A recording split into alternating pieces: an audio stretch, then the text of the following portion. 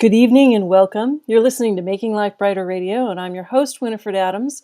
I'd like to share with you tonight a very special broadcast, and I am requiring your participation as well. So I appreciate all those that will be listening and anyone that wants to weigh in with their questions tonight.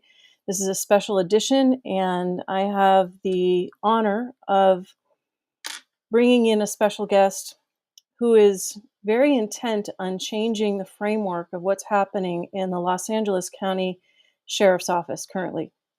And so this is a special edition because we're going to learn more about what goes on from the inside out, why that's happening right now, perhaps, and the changes that can be made that might make a bridge to a more neutral, tolerant, and effective force altogether.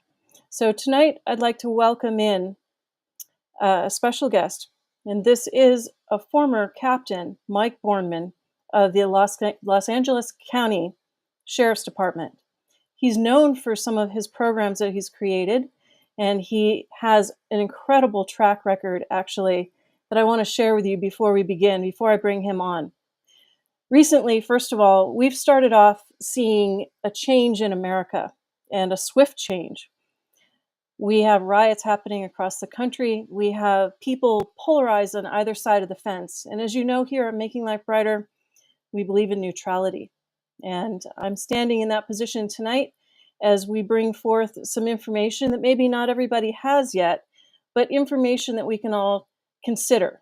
Because when we can consider all points of view, we have an opportunity to come back into a cooperative position. So our special guest tonight, Captain Bornman, he was tasked in the beginning with helping to create special programs within. And as he progressed through his career, he was known for helping create educational programs for tolerance, programs for inmates, programs that still stand. And he has a background of investigation work, and he worked with the FBI. He worked alongside with creating investigations with the IRS and so on. He had quite a track record in how he formulated different bureaus within the department, and many of these focused on swift investigations, and including those that factored into the officers themselves. So he has a unique position of understanding that I think that you'll find appreciative tonight. I'd like you to follow along with us, and you can follow along with his profile as well. So he has a particular point of view, and he is now running for election for the Sheriff's Department in Los Angeles County soon. And we're having this discussion because he has a strong sentiment about the changes that need to be made and why they need to come to pass. So I'd like to bring that to your attention tonight because we have an opportunity for change.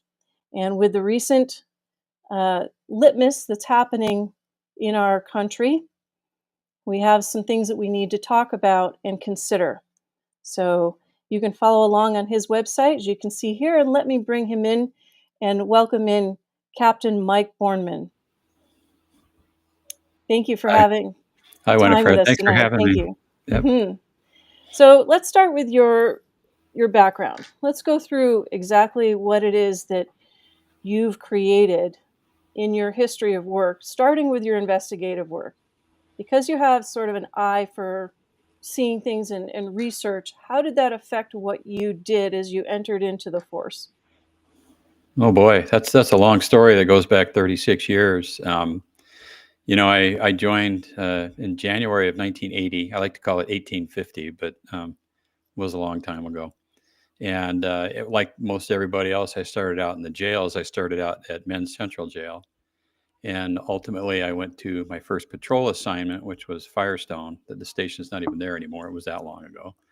But that's where I started to learn the art of investigative science, where I was a patrol deputy. And then ultimately I became a station detective where I handled everything from petty theft to attempted murder at the station.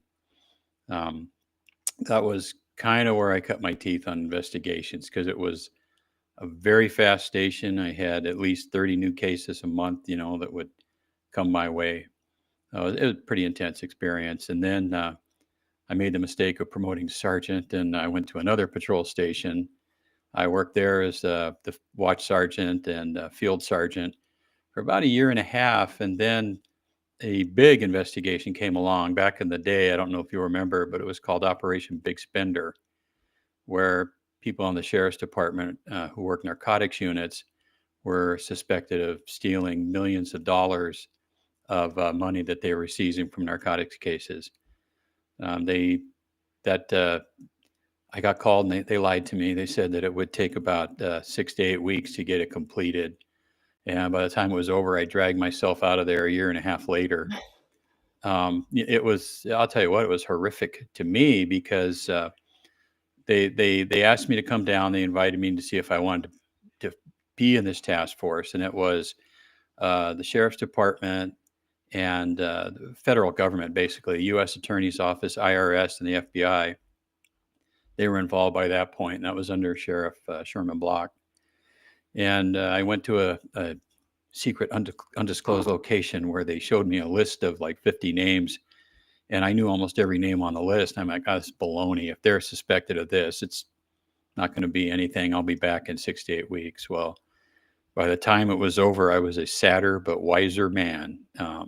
Everybody on that list ended up either losing their job or going to federal prison. And some of their family members went to federal prison. One of my best friends at the time went to federal prison.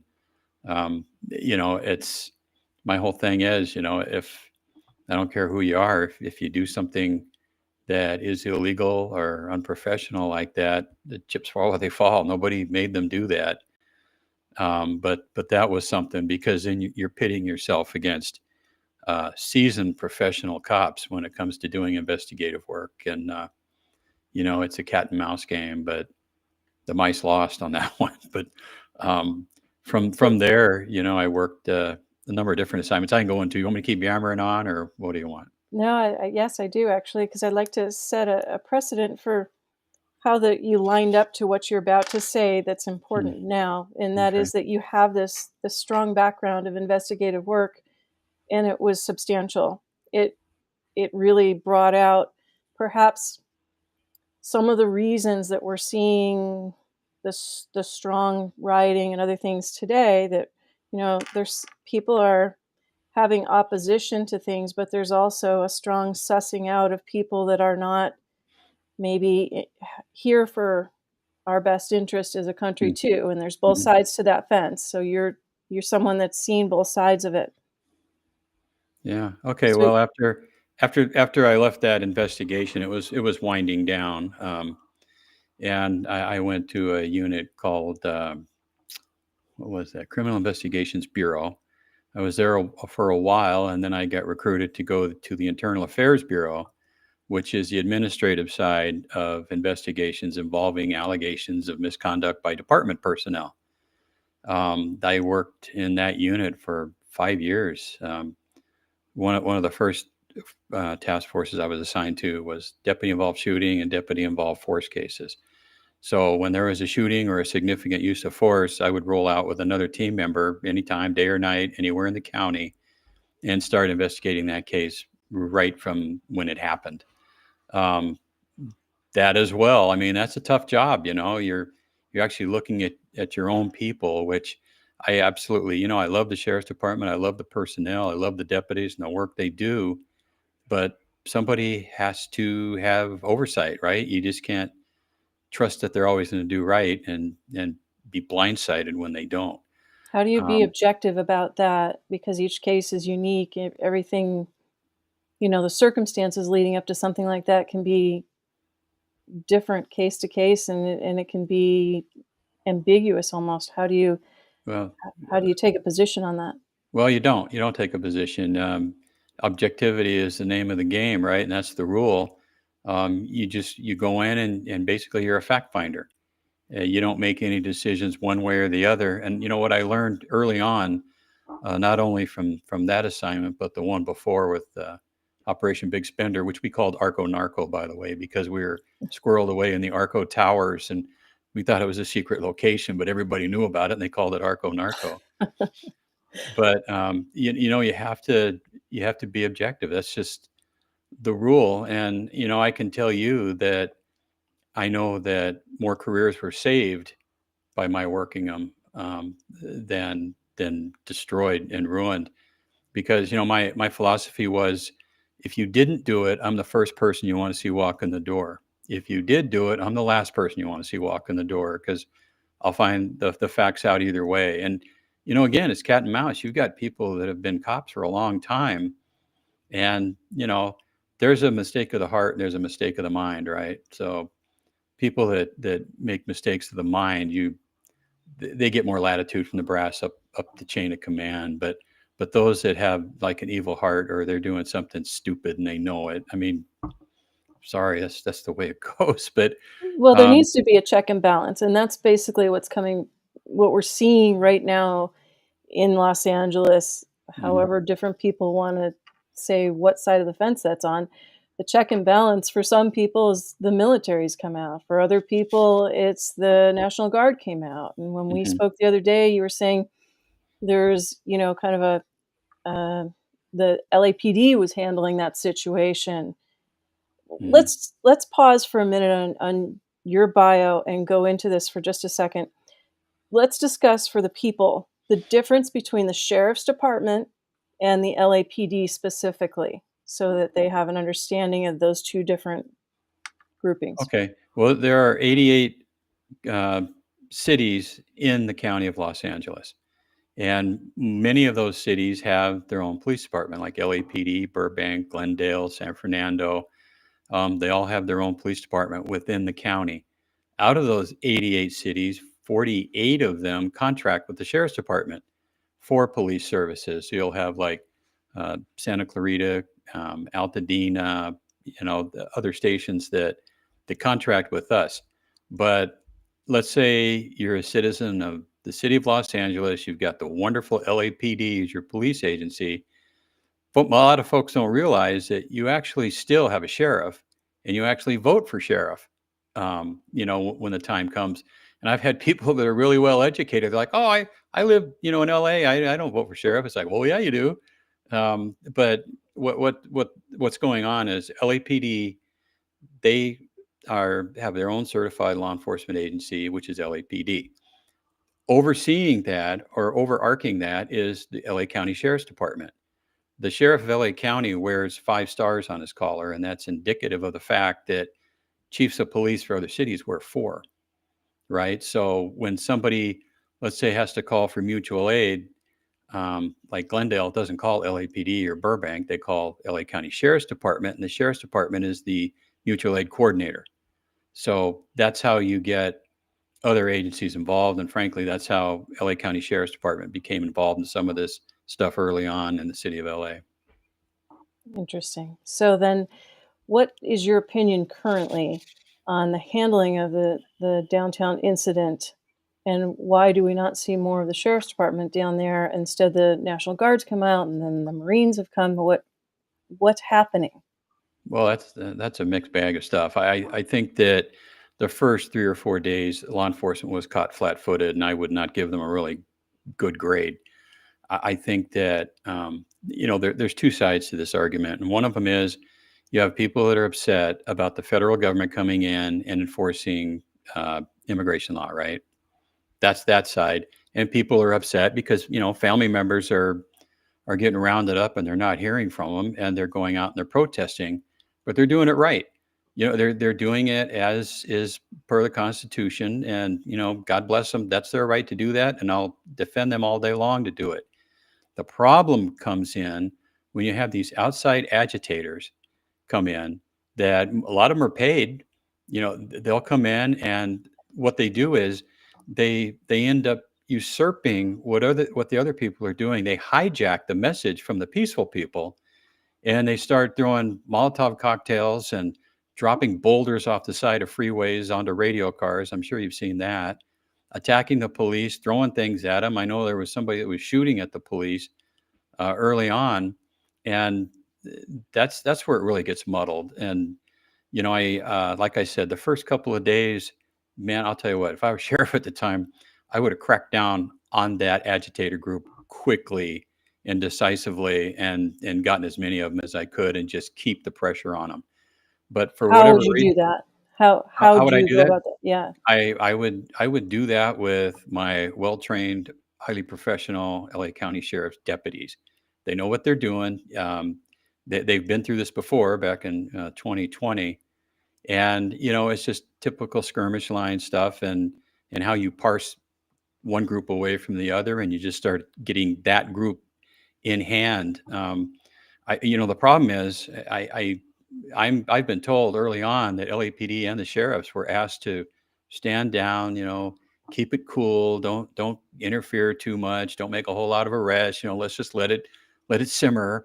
And unfortunately, it's just about like anything else.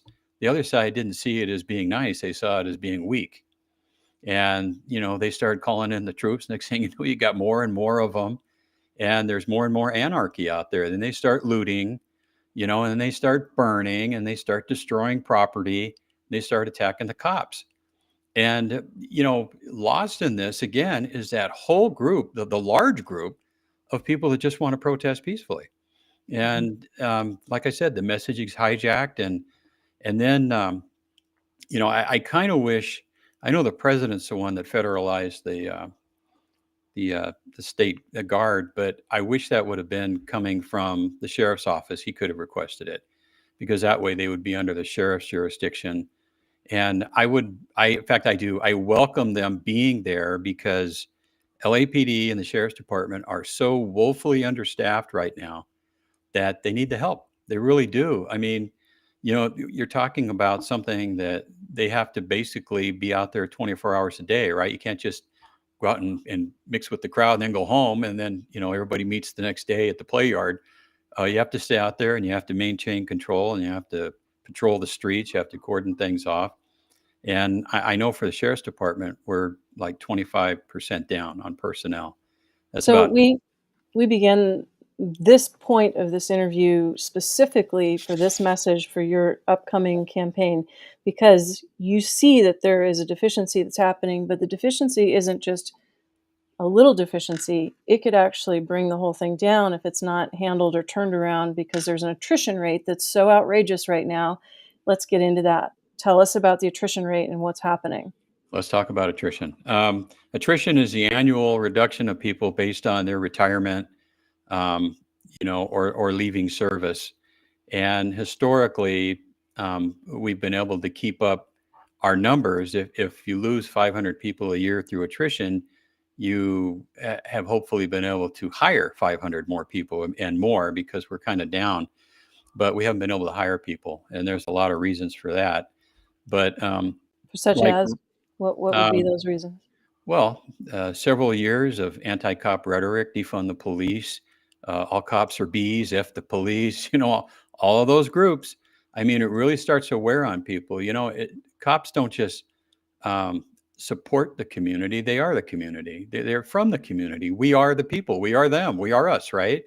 And to be singled out for doing your job. I mean, how many people do you know outside military service that get attacked and murdered just because of the job they do? Right. Our people get attacked and murdered just for being cops.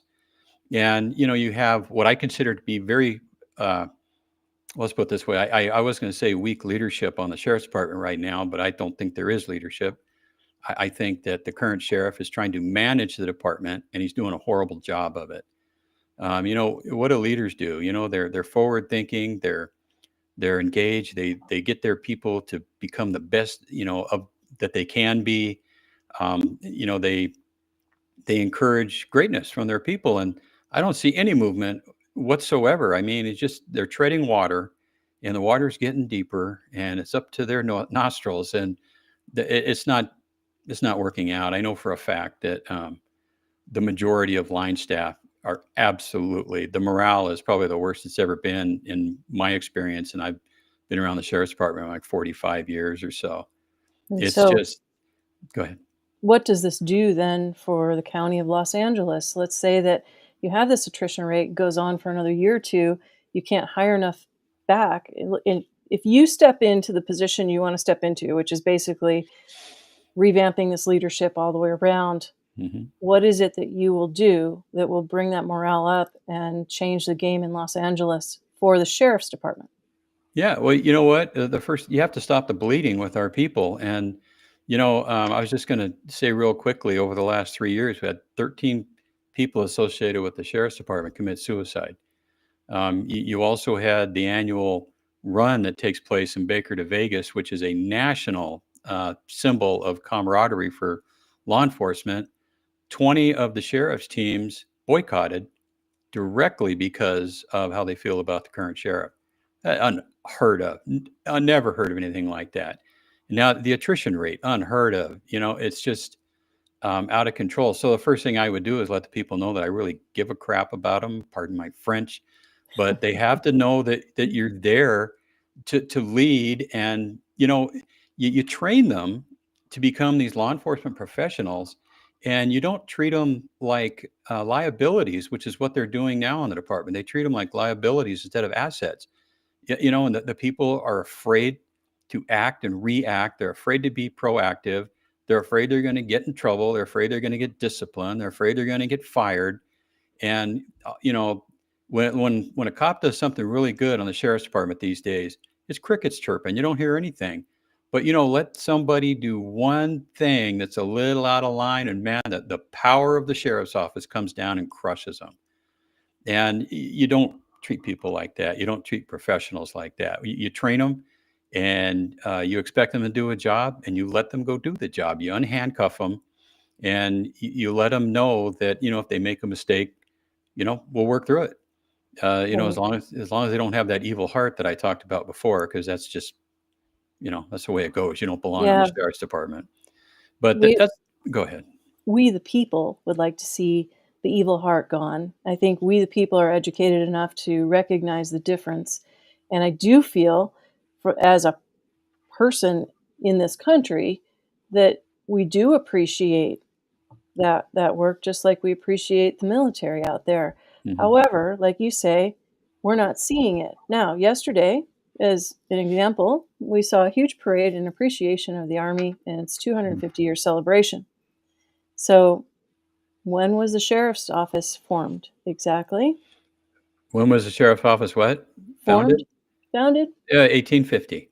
The 1850. And so, the same year that the state of California became a state. Been a long time, right? And God bless them. I loved seeing that parade, and she didn't see any pyrotechnics going off, or anybody attacking them, or telling them "f the military," or defund the military. It's They're doing well now. I appreciate them. Now, when it comes to having them deploy in your county, right? That's a different thing. That brings it home to you.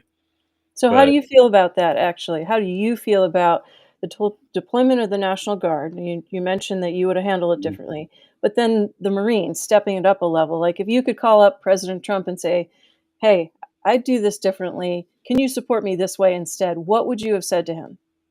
well, first off, I would say, I wish you would have allowed the state to call in the National Guard, so they're under state control, not federal control. But I do appreciate them being there because it gives us a breather, right? They can go out and they can stand a post somewhere, and just as well as one of our people can. But due to our depleted nature, our folks can actually go home and be with their family for a little while, which they haven't been able to do because they are working mandated forced overtime of like triple double shifts all the time. I'm going to go on a soapbox here for a minute, because chronic sleep deprivation is one of the worst things that you can do to a human body. It doesn't give the brain a chance to refire itself. And they show that long-term sleep deprivation can lead to Alzheimer's and some cancers, high blood pressure, heart trouble, and then you start making bad decisions, and it just snowballs from there. But anyway, I'm really glad that the National Guard's there to help. I just wish that we had more local control. And I would like to think I have a telephone and I could probably call the president if I needed to and say, hey, thanks for that, but can we drop it down to the state level? Because that way we'd have direct control over them. And why do You you know, think he did not leave it at the state level? I hate to say this, but I think he probably didn't think that the governor of the state would do the right thing, and he decided he was going to step in and do it. I do know early on, if you look at what was going on with ICE, the people that were there, they start getting attacked. And what does that do? Either, someone has to step in, and that's going to have to either be us or LAPD, the local law enforcement agency. And it drags us right into the mix, right? We're just like, oh, here we are. Now we're here seen as, protecting or working with ICE. We're not. We're defending them like we defend anybody else, like we defend the protesters that are out there. But Yes. go ahead. Excuse me. So exactly Mhm. what do the Marines do then at this point? And how do you, as those agencies to the city, interact with the Marines? Who has the jurisdiction on the incident command system, if you will? Well, that's a federal command system, and the Marine Corps, oversees the Marine Corps. I would like to think, I've heard some local officials, belly aching about it. And again, you have a telephone, call somebody or go over there, go to where the Marines are bivouacked, and hey guys, what's up? What's the plan? What are you doing? Right now, I haven't heard of them really getting involved. I think they're there just as a show of force of what could happen. I mean, if God forbid somebody declares martial law or something, which I'm confident it's not going to come to that. Good. Then the Marine Corps, yeah, right. Then the Marine Good. Corps would get involved, because they would be the federal peacekeepers, and I firmly believe they were brought down as just a show of what could happen, a show of force. I don't see them doing anything other than maybe outer perimeter, posting. But there's enough National Guard to do that. There's enough law enforcement, local law enforcement to do that. I think these the sheriffs and the LAPD finally got their feet under them now after my gosh, what, it's almost a week now. Right. They finally got their feet under them, but now they're doing these nightly curfews. I've got a friend who lives in that area, and he goes, "Man, he goes, this is not the LA that I knew, that I know, because you can't even go Everyone goes outside." out. Yeah. Yeah. Everyone Yeah, goes out at and night. Right. yeah, but who would want to go out right now though? There's just too much nonsense going on out there in the street. So let me But ask you this: the police department downtown is contracted with you, the county, and the sheriff's department. Uh, what are you doing currently with the police department around this situation, despite the Marines being there? right, What's well, happening with the sheriff's department specifically? yeah, well, it's not a contract, it's mutual aid. LA City has requested mutual aid from the sheriff's department. So we go there as a helping hand. We go there to help, mutual aid, just like if it was in the sheriff's area, we'd probably have to end up asking LAPD to come help us or other agencies. So what we're Now, doing now is, who's in control of that though? When that happens, is it whoever well, calls you in, or is it when it comes, if it's in the city of LA, then the chief of police and the sheriff will have a mutual command, right? That's what they'll do. They'll have a joint command. If another agency gets involved, in fact, the chippies, the highway patrols, there a lot too. So highway patrol will be there, and the National Guard. It's a unified command structure, and right now we are doing the same thing the other agencies are. If they ask us to, form a line and block off a certain portion of the city streets, we'll do it. That's what we do. And, as long as everybody's peaceful and doing what we need them to do, we just hold that line or maybe move the people to a different area, or hopefully they'll disperse. It looks like that dispersal order probably went out about an hour ago, right? Because I think it's 8 o'clock curfew, and we'll, so? we'll we'll see what happens. You believe that the sheriff's department is for the people, correct? Absolutely. No, no, wait a minute. I'm going to say it again. Not just for the people, we are the people. We're the same people you see in the store or going to the movies or going to a restaurant. We're the same people. And it's been really, it hangs heavy on my heart what's been going on the last couple of years, because I know what I went through to be on the department, and the sacrifices I made, for my family and everything, to go out and keep other people safe. And I know the heart of the people that work there. And to have them drag through what they've been going through is just incomprehensible. And so you said that they're overworked, especially they're exhausted. Do you see that the issues that they're up against today are any different than they were previously? Is it a harder task to go out there today, or with the technologies that they have and you have now, are you supported in that? The attrition rate is going taking people away. However, is it a harder job today? I'd say so. I would say that, and I'm gonna put it at the feet of the current sheriff. He has as much responsibility for what's going on as anybody else does.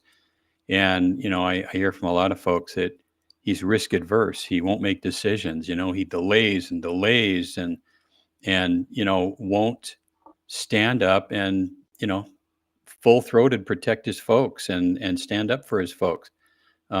He's Can he? And I'm going to ask the hard question. Can No, he? I Or don't is think he he I don't think he can. I don't think it's in his personality.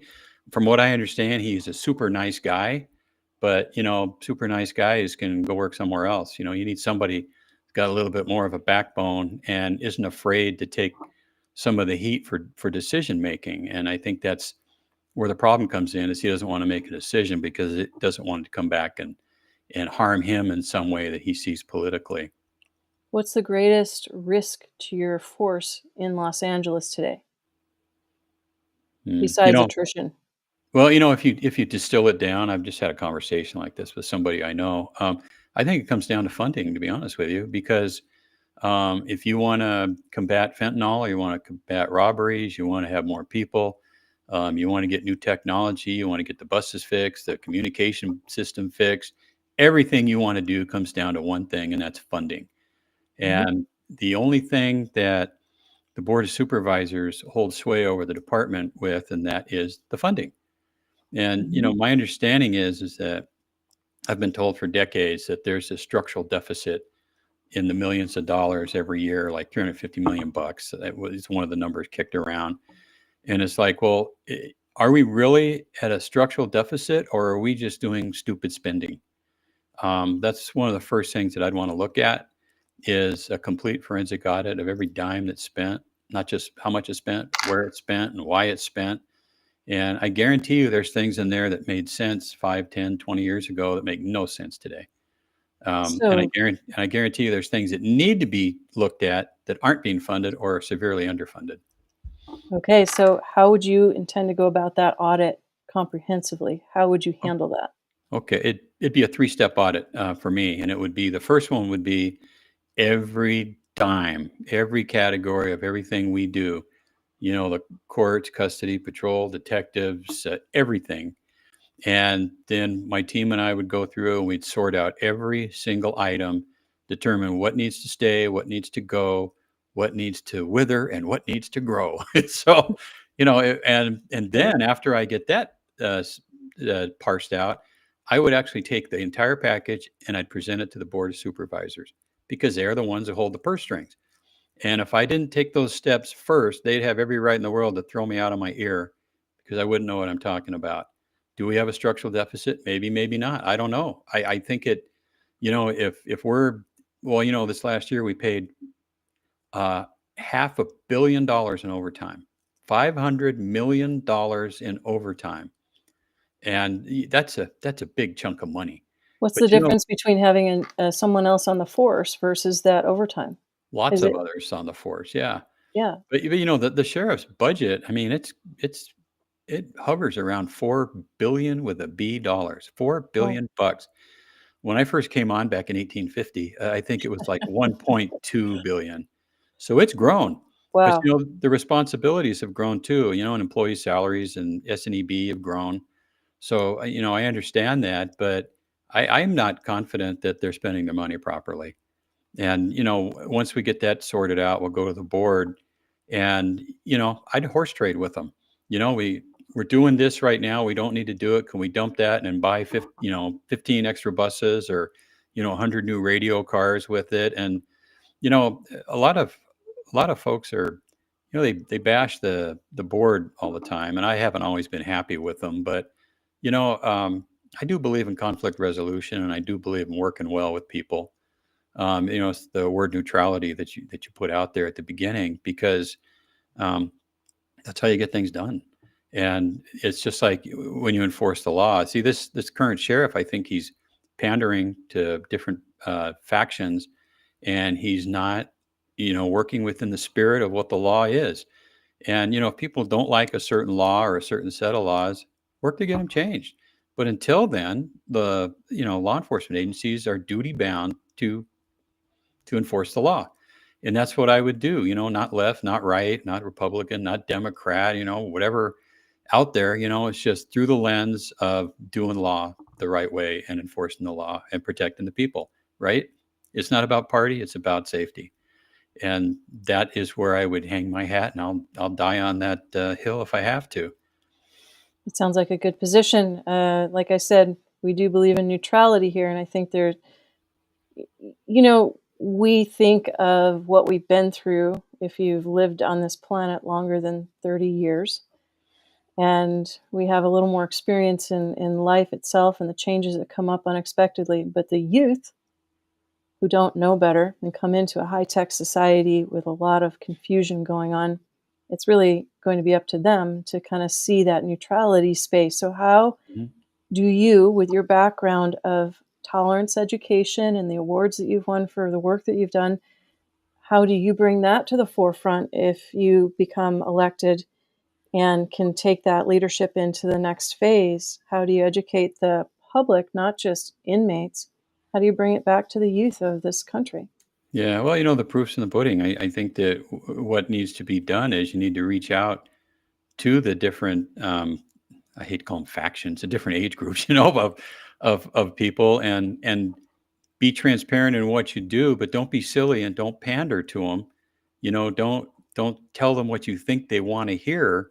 Just be consistent with what you do and say, and that'll go a long way. I think that, um, you know, the kids today. I mean, I can call them all kids because I'm a lot older than they are, but we're talking even 30s and 40s. A lot of them, they don't know enough about law enforcement. They don't know what the sheriff's department does, because and I think it's an educational process where, just like anything else, it's let them know where we're coming from, let them know how we do it, why we do it, invite them along. We have ride along programs. Let them come ride along, man. Take a Hey, I want take to go. I want to take go a on your shift. ride along program. Yeah, yeah, Okay, so yeah. Okay, wait, they'll do it. Go to local station, sign up for it. okay, I will. So tell me this though. What are those things? Let's list them out right now so as people listening can hear that. What are some of the things that we don't know about the sheriff's department that we should know about the sheriff's department? I think one of the first things that people don't know, first of all, it's countywide. Even though there's a city law enforcement, the sheriff's department is the main. Like if a city went bankrupt, they wouldn't not have police. The sheriff would just step right in, right? So that's one thing. I don't think people also recognize the fact that the sheriff's department has patrol functions. We also work in the courts. We're the bailiffs. We manage all the jails. We have, helicopter units. We have dog units. We have mounted horse units. We have ocean-going units. Scuba divers. We have Marina Del Rey Station. We do it all. We are a one-stop shop law enforcement agency. We have mountain rescue. Um, I didn't know you that. you you name anything, and I'll tell you what, we're hip deep in it. When in times of disaster, we're there. And, and unfortunately, once when President Reagan shut the mental facilities back in the 80s, who became the de facto houser of people who are mentally ill and have mentally ill crisis? Sheriff's Department, How's which that? Where? it doesn't make a lot of sense to me, but if let's say you've got some homeless people that are causing a ruckus, you're going to call us. If you got homeless people who aren't causing a ruckus that are just there, you're going to call us. And there are people that I don't I say we don't have a uh, a homeless crisis. We have a mental health crisis, I think, Hmm. in the county of Los Angeles, because I remember when we had like 25, 30,000 homeless. Now I think it's almost 70,000 in the county areas, and I don't see it getting any better anytime soon. And you can only forcefully take someone against their will for 72 hours on a hold. Mhm. And there are people that it's like, brother, you're out here, you're starving, you don't have any clothes, you're not a feral cat, we need to help you out. And they don't want help. They don't want to stay somewhere. So that's Mhm. like with all the housing they're building, these apartments and this homeless this and homeless that. I just don't see it really bearing any fruit because a lot of those folks, given their druthers, want to be on the street. They want to roam where they want to roam. They want to do what they want to do. They want to go where they want to go. A lot of them have, they're mentally ill or they're addicted to something. Um, it's a tough problem, but it falls on the shoulders of law enforcement.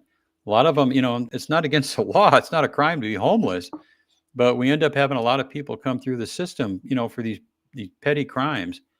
The guys that are, I used to know this homeless guy back in one of the stations I worked at, and he would live on the streets, but then when it got cold or when it was Thanksgiving or Christmas or whatever, he'd go throw a rock through a window so he could have a warm place to stay and a hot meal Mm.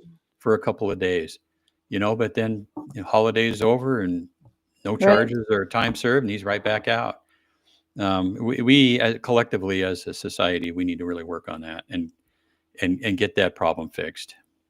Well, Captain Bornman, you are running for sheriff and you are looking to correct the system and looking to correct all that's happening in the Los Angeles County area as a whole. I'd Hmm. really like to have you back on and continue this conversation, go into the steps of things a little bit more. We'd like to learn on this side of the fence a little bit more about the sheriff's department as well. And maybe I can have that ride along first. and Well, depending on where I think you're in LA County, right? yes. Okay, go to your local station and just say, "Hey, I want to sign up for a ride along," and you sign a waiver just in case. Yes, you go on to something crazy while I'm there. Yeah, but there's stations that have less activity, and there's stations that have a lot of activity on a daily basis. It all depends on your fear level and what you want to do. Oh But my start out goodness. easy. Go to one of the slower stations, and I think you'll enjoy it. I think I would actually. I Hmm. appreciate all that you've done, and we want to thank you for your service, and then look forward to what you're going to do as you create reform. And I think that the actual, I'll call them soldiers on the street, if you will, they actually need your leadership. It looks like because from what's going on, there's a lot of chaos, and if it isn't Yep. corrected, what's going to happen? What's Yep. going to happen? So it's been an interesting conversation, and I appreciate this in a timely manner because we only just came together very quickly to do this, and I appreciate it. Hmm. But I'd like everyone to check out his Twitter feed, and you can see that here. We have so much really to kind of consider and cover what's going on in our nation, and like we've been talking about today, neutrality is our position, right? So neutrality is really where we want to be in everything. And if we're not in a neutral position, exactly what are we aiming for? So if you have final words, I'd like to hear kind of what you feel, Captain, about the state of our nation and where we're headed. Oh man, that's a loaded question. You save that for the last one, right? I like where we're at as a nation. I think we're strong. I think that we'll see through any time. So one thing that really bothers me is this polarization that we have, not just uh, limited, but extreme polarization of left and right. A lot of people seem to be afraid to take that step back into the middle. I'm not. I think that's where we need to be. I think that we need to resolve our disagreements and conflicts by working together, not by working with each other, not talking about each other. So that's where I'm at. I'm hopeful. I'm positive, and I look forward to making change with the sheriff's department too. Beautiful. And tell us what makes your life brighter. My wife. Beautiful. Good answer.